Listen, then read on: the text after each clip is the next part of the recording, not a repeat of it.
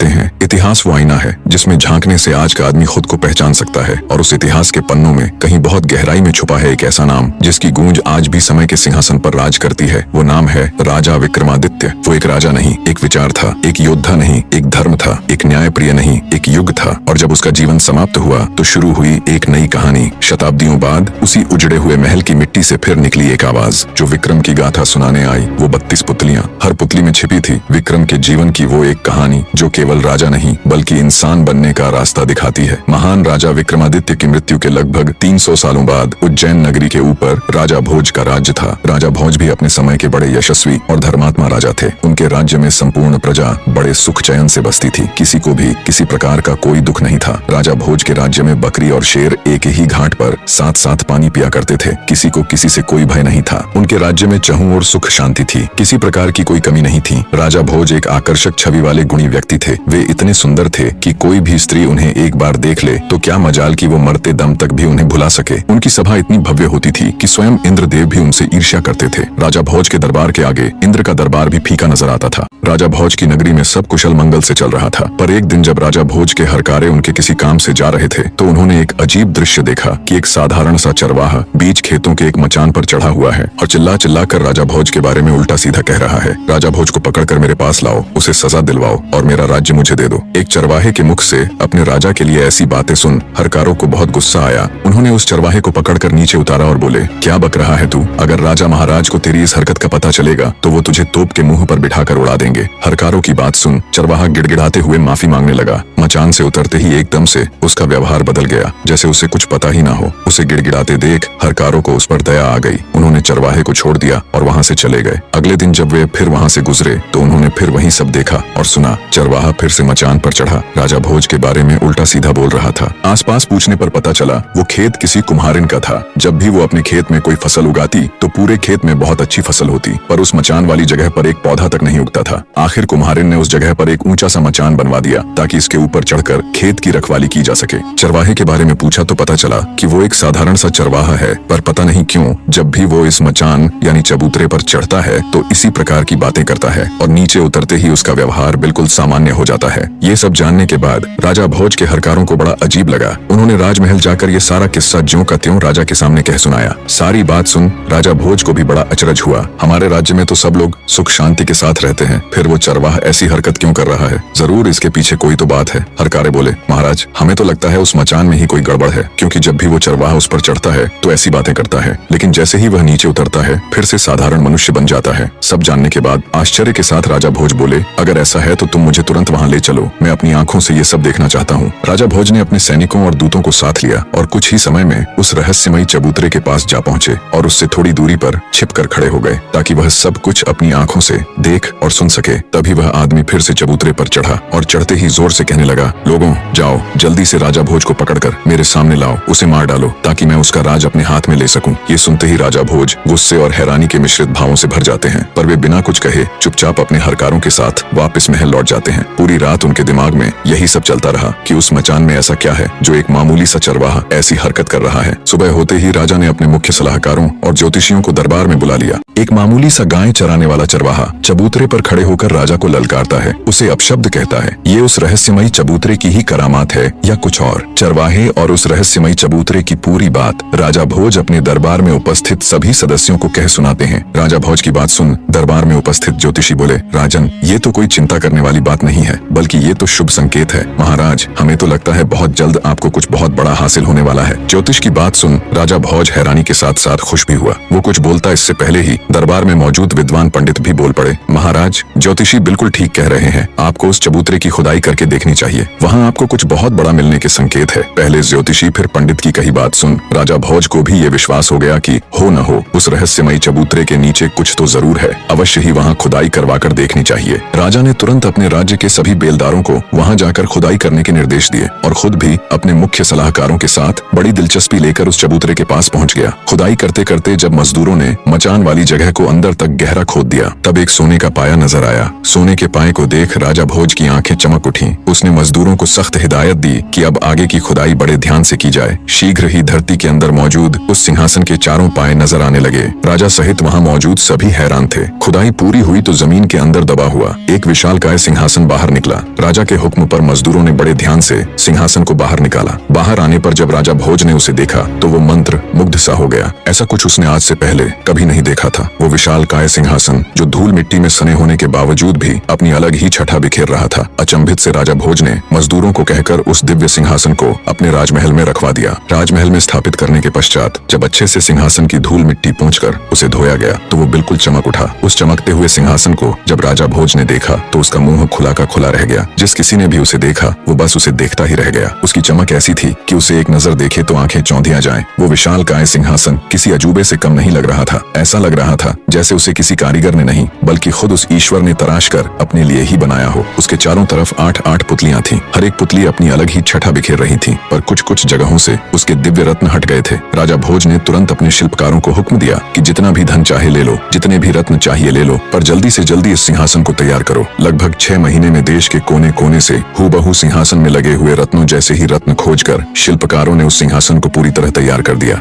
धरती के अंदर से निकला वो जादुई सिंहासन जब पूरी तरह तैयार हो गया तब राजा भोज उसे देखने के लिए आए तो उन्हें अपनी आंखों पर विश्वास नहीं हो रहा था कि वो ऐसा कुछ देख रहा है। उस दिव्य सिंहासन को देख भोज को लगा जैसे उस ऊपर वाले ने बड़ी फुर्सत से सिंहासन को तराश कर सिर्फ और सिर्फ उसी के लिए बनाया है। ये शायद उसके इतने अच्छे कर्म थे कि वो ईश्वर उस पर मेहरबान हुआ है और उसे ये दिव्य सिंहासन भेंट किया है। अपने मन में ऐसा विचार कर राजा भोज ने पंडितों को आदेश दिया कि एक शुभ मुहूर्त और उत्तम तिथि निश्चित करें ताकि वह स्वयं उस दिव्य सिंहासन पर बैठ सके। यह सुनकर पंडितों ने विचार विमर्श करके कार्तिक महीने में एक अत्यंत शुभ दिन और लग्न तय किया। वह तिथि हर प्रकार से उत्तम थी। पंडितों ने कहा, हे राजन, उस दिन आप सिंहासन पर विराजमान हो सकते हैं। समय अपनी गति के साथ बीता और आखिर वो शुभ दिन भी आ ही गया जब भोज को उस दिव्य सिंहासन पर विराजमान होना था। राजा भोज ने इस शुभ दिन को बहुत बड़ा बनाने की सोची। वो इस दिन किसी प्रकार की कोई भी कमी नहीं छोड़ना चाहता था। उसने अपने राज्य के सभी छोटे बड़े राजा, विद्वान पंडित, जादू टोने के जानकार, दूर दराज के प्रतिष्ठित व्यक्ति सभी को निमंत्रण भेजा। स्वयं राजा ने स्नान किया और उत्तम वस्त्र धारण किए। वेद पाठी पंडित वेदों का उच्चारण करने लगे, गंधर्व मधुर गीत गाने लगे, भाट राजा की वीरता और यश का बखान करने लगे और विविध प्रकार के वाद्य यंत्र बजने लगे। पूरे महल में आनंद उत्सव की लहर फैल गई। जो भी अतिथि आए थे उनका भव्य स्वागत हुआ। ब्राह्मणों को गांव दान में दिए गए, युवाओं को स्वादिष्ट भोजन और जो कुछ उन्होंने मांगा वह प्रदान किया गया। गरीब लोगों को वस्त्र भेंट किए गए, आम जनता को इनाम और भेंट दी गई। सारा नगर दान दक्षिणा और नेकी से भर गया। शाही सेना को विशेष भोजन और इनाम मिले। राजा के अपने खास सेवकों को अलग अलग प्रकार की कृपा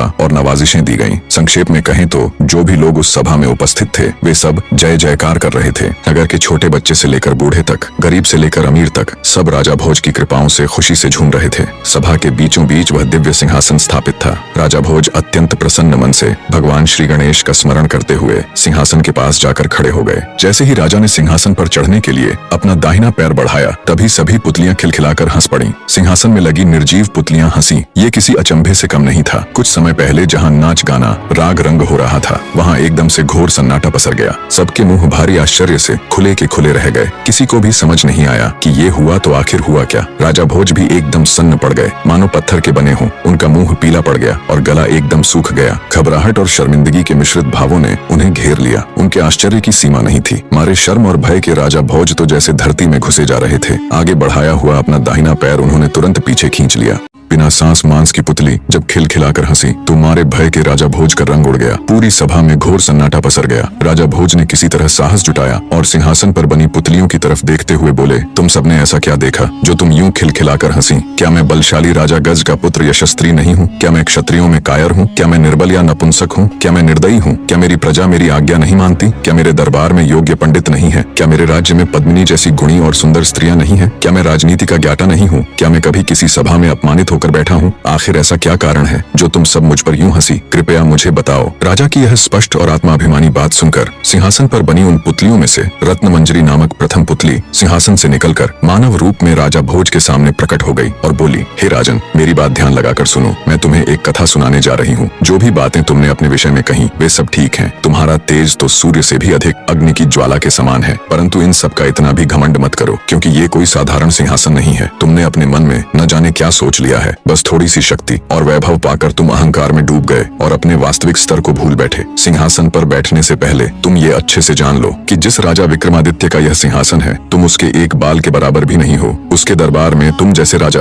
केवल सामान्य नौकरों के समान ही थे। बस प्रथम पुतली रत्नमंजरी की बात सुन पहले से ही खार खाए राजा भोज का गुस्सा 7वें आसमान पर जा पहुंचा। वे भड़कते हुए बोले, अगर ऐसा है तो फिर मैं इस सिंहासन को अभी नष्ट करवाकर फिर से धरती में गड़वा दूंगा। राजा भोज के इतना कहने पर रत्नमंजरी कुछ कहती। इससे पहले ही सभा में मौजूद राजा भोज के कुल पुरोहित यानी उनके गुरु वर्षाचारी बोले, राजन, आपका यह व्यवहार न्याय से बहुत दूर है। पहले पुतली की बात ध्यान से सुनिए, बाद में जैसी आपकी इच्छा हो फैसला ले लीजिएगा। कुलगुरु की बात सुन राजा भोज कुछ शांत हुए और बोले, ठीक है, मैं भी तो जानूं आखिर सच्चाई क्या है। तब पुतली रत्नमंजरी बोली, मैं क्या कहूँ राजन, यदि केवल इन गुणों को ही मापदंड मान लिया जाए तो तुम जलकर भस्म हो जाओगे। जब तुम विक्रमादित्य की संपूर्ण कथा सुनोगे तब तुम्हें खुद पर लज्जा आएगी और तुम जिस जीवन को महान समझ रहे हो तुम्हें ये तुच्छ लगने लगेगा। और रही बात हमें और इस सिंहासन को नष्ट कर फिर से धरती में गाड़ने की, तो हमें कोई भय नहीं राजन। हम तो उसी दिन मर चुकी थी जिस दिन राजा विक्रमादित्य दिव्य लोक में चले गए थे। इतने में राजा का दीवान यानी उनका प्रधानमंत्री पुतली से बोला, हे सिंहासन की पुतली, अब बातों में वक्त जाया मत करो और अपने इस गुस्से को त्याग कर हमें राजा विक्रमादित्य की कथा सुनाना प्रारंभ करो। तब प्रथम पुतली रत्नमंजरी कथा कहना आरंभ करती है। तो सुनो राजन,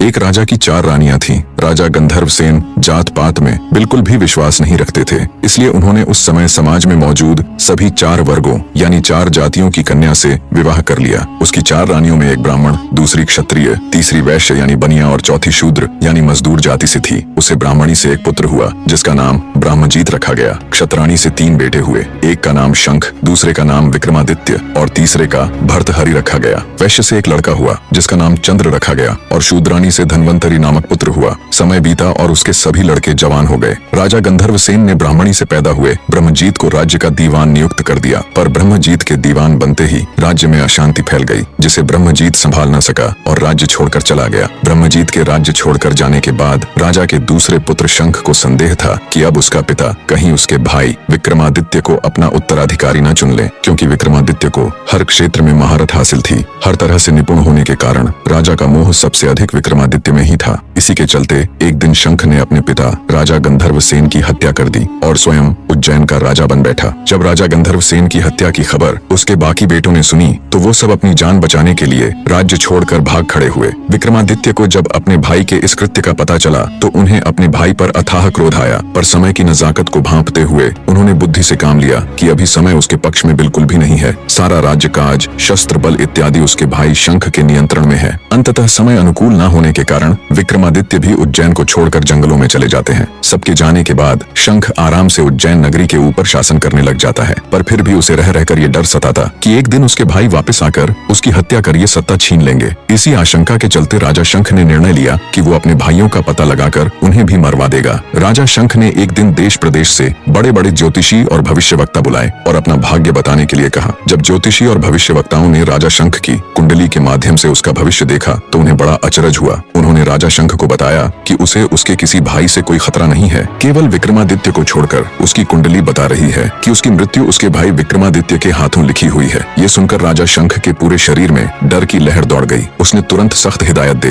देश प्रदेश सब जगह अपने गुप्तचर फैला दिए। आखिरकार गुप्तचरों को जंगल में एक झील दिखी जिसमें विक्रमादित्य का प्रतिबिंब दिख रहा था। उन्होंने तुरंत राजा शंख को संदेश पहुंचाया कि विक्रमादित्य इस समय फलां फलां जंगलों में रह रहा है। राजा शंख को जब विक्रमादित्य का पता चला कि वो जंगलों में रह रहा है तो उन्होंने तुरंत एक तांत्रिक को बहुत से धन का लालच देकर बुलाया और उसके साथ मिलकर विक्रमादित्य को मारने की योजना बनाई। योजना के अनुसार तांत्रिक जंगलों में विक्रमादित्य के पास जाकर उसे देवी काली की पूजा करने के बहुत से लाभ बताकर उसे पूजा करने के लिए राजी कर लेगा। जब वे इस क्रिया के लिए सहमत हो जाएंगे तब देवी आराधना के अंतिम चरण को पूरा करने के लिए तांत्रिक उन्हें सिर झुकाकर आराधना संपन्न करने को बोलेगा। जैसे ही विक्रमादित्य अपना सिर झुकाएंगे वैसे ही पेड़ों की आड़ में खड़ा राजा शंख उनका सिर धड़ से अलग कर देगा। योजना बना उसे अंजाम तक पहुंचाने के लिए तांत्रिक जंगलों की तरफ चल पड़ता है। थोड़ी दूरी बनाकर राजा शंख भी उसके पीछे पीछे हो लेते हैं। जब तांत्रिक जंगल में जाता है तो उसे विक्रमादित्य वहां मिल जाता है। योजना के अनुसार तांत्रिक उन्हें पूजा अर्चना के लिए सहमत कर लेते हैं। जब आराधना के अंतिम चरण में तांत्रिक ने उन्हें सिर झुकाने को बोला तो विक्रमादित्य को कुछ संदेह हुआ। उन्होंने इशारा कर पहले तांत्रिक को ये क्रिया करके दिखाने के लिए कहा। जैसे ही तांत्रिक ने उसे दिखाने के लिए अपना सिर झुकाया तो रात के अंधेरे में आड़ में छिपे राजा शंख को लगा यही विक्रमादित्य है। वे फुर्ती के साथ निकले और अपनी तलवार के एक ही प्रहार से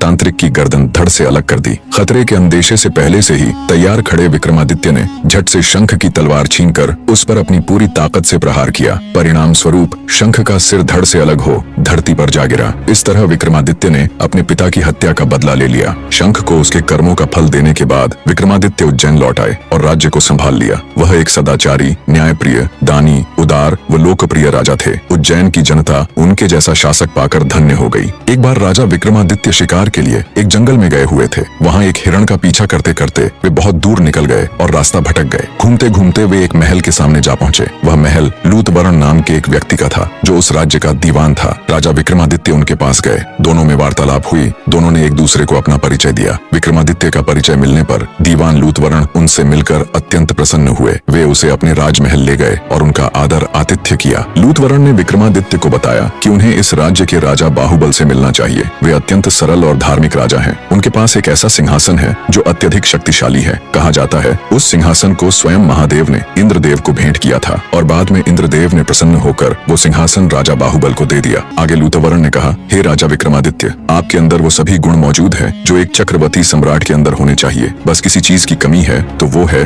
उस दिव्य सिंहासन की। मैं आपको राजा बाहुबल के पास ले चलता हूँ। जब वो आपसे कुछ मांगने को कहे तब आप उनसे वो दिव्य सिंहासन मांग लेना। इसी मकसद के साथ विक्रमादित्य और लूतवरण दोनों राजा बाहुबल के पास जाते हैं। तब राजा बाहुबल भी विक्रमादित्य से मिलकर अत्यंत प्रसन्न हुआ और बोला, विक्रमादित्य, तुम संपूर्ण भारत में इकलौते ऐसे राजा हो जिसने इतने कम समय में इतनी प्रसिद्धि हासिल कर ली कि अब देश के कोने कोने में लोग तुम्हें जानते और चाहते हैं। राजा बाहुबल ने भी राजा विक्रमादित्य का शानदार आदर आतिथेय किया। कुछ दिन सम्मान के साथ राजा विक्रमादित्य राजा बाहुबल के अतिथि बनकर रहे। फिर एक दिन जब विक्रमादित्य ने राजा बाहुबल के आगे वापस उज्जैन लौटने की इच्छा जाहिर की तब राजा बाहुबल ने उन्हें कोई भेंट मांगने का अनुरोध किया। राजा विक्रमादित्य तो इसी अवसर की तलाश में थे। उन्होंने बिना एक भी पल गवाए राजा बाहुबल से वो अतुलनीय सिंहासन देने का अनुरोध किया। अब चूंकि राजा बाहुबल विक्रमादित्य को वचन दे चुके थे तो उन्होंने निसंकोच वो सिंहासन राजा विक्रमादित्य को भेंट कर दिया। वे भली भांति इस बात से परिचित थे कि अगर उनके बाद कोई इस सिंहासन के योग्य है तो वो केवल और केवल विक्रमादित्य ही है। उन्होंने खुशी खुशी विक्रमादित्य को सिंहासन देकर विदा कर दिया। जब राजा विक्रमादित्य उस अद्वितीय सिंहासन के साथ उज्जैन नगरी पहुंचे तो उनकी पूरी प्रजा में खुशी की लहर दौड़ गई। उस सिंहासन को देखने दूर दूर से राजा महाराजा उज्जैन आने लगे।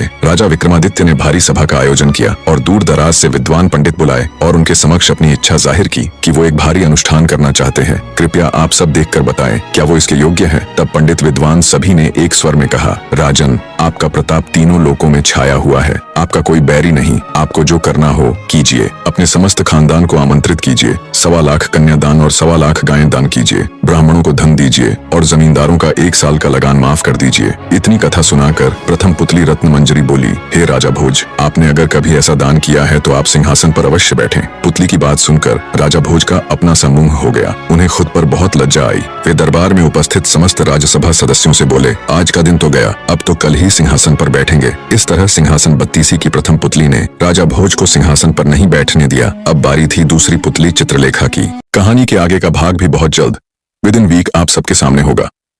धन्यवाद मेरे प्यारे दर्शकों।